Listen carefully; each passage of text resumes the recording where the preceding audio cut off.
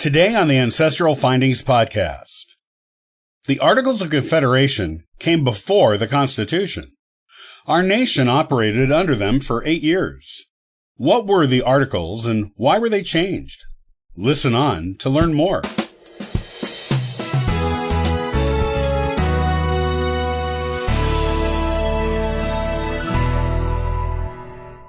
Right after the end of the American Revolution, our nation was organized under the Articles of Confederation.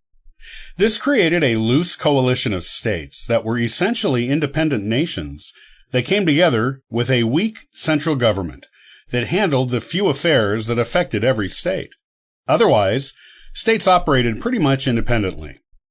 States could issue their own currency, conduct their own foreign affairs, and could choose to not even send a representative to the National Congress if they chose. It was almost impossible to collect a debt from someone if they lived in a different state, and escaping to another state meant an easy way to start over for fugitives. Weaknesses in government under the Articles of Confederation. Each state's own laws were superior within its borders to any federal laws that were created. In fact, the few matters that went before the federal government were almost impossible to get passed, as a passing vote required the unanimous consent of all the states. There was a unicameral Congress. A separate House and Senate did not exist, presided over by a president who was appointed by congressional members, but who had no real power other than overseeing sessions of Congress. Interestingly enough, our nation's first president was technically John Hanson, since he was the first president under the Articles of Confederation. George Washington was the first president under the Constitution that came after it. An additional weakness of the Articles of Confederation was that funding for the federal government came from the states, and they had no obligation to send money.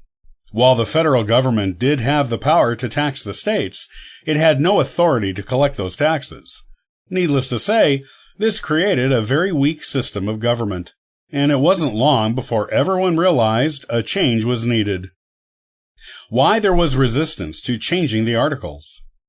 Without revising or abandoning the Articles of Confederation, the new United States, which really weren't all that united at the time, could easily be taken over by a foreign power, most notably Great Britain, which still had its eye on the former colonies and was looking for an opportunity to step in again as the commanding nation.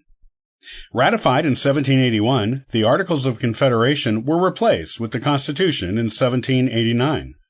This is the Constitution we still use as the basis of our government today. However, the original intent was not to replace the Articles of Confederation entirely. The people of the United States were suspicious of a strong central government, having been under an unpleasant one when Great Britain was in charge. The convention that was called in 1788 to revise the Articles soon turned into a movement, spearheaded by Alexander Hamilton, to replace them. This convention is now known as the Constitutional Convention, because that is where the Constitution was written and eventually ratified by the states in 1789. During the years under the Articles of Confederation, its weaknesses in running a nation were apparent to everyone. Yet, no one wanted to risk turning over too much power to the federal government. The states had existed as independent colonies with their own cultures for far too long. Realizing the need for change. After a few near disasters, even the most ardent supporter of the Articles had to admit a change was needed. The most famous incident that caused the realization for the need for change was Shays' Rebellion, where farmers in Massachusetts rose up against oppressive taxation to fund the expenses of the Revolutionary War, and the federal government was powerless to do anything to quell the uprising.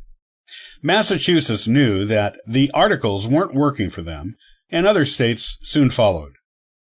We enjoy a strong central government under the Constitution today. However, it was not written in a day. A lot of thought and debate went into its contents to ensure the federal government would never have enough power to be oppressive to the people, while still having enough power to run the nation as a real unified one that stood together.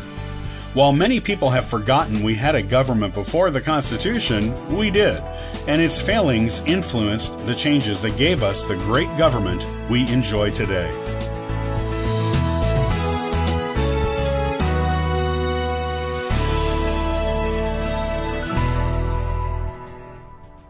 Thanks for joining us today and subscribing to the Ancestral Findings podcast. Check out ancestralfindings.com for additional free genealogy resources and weekly giveaways. Happy searching!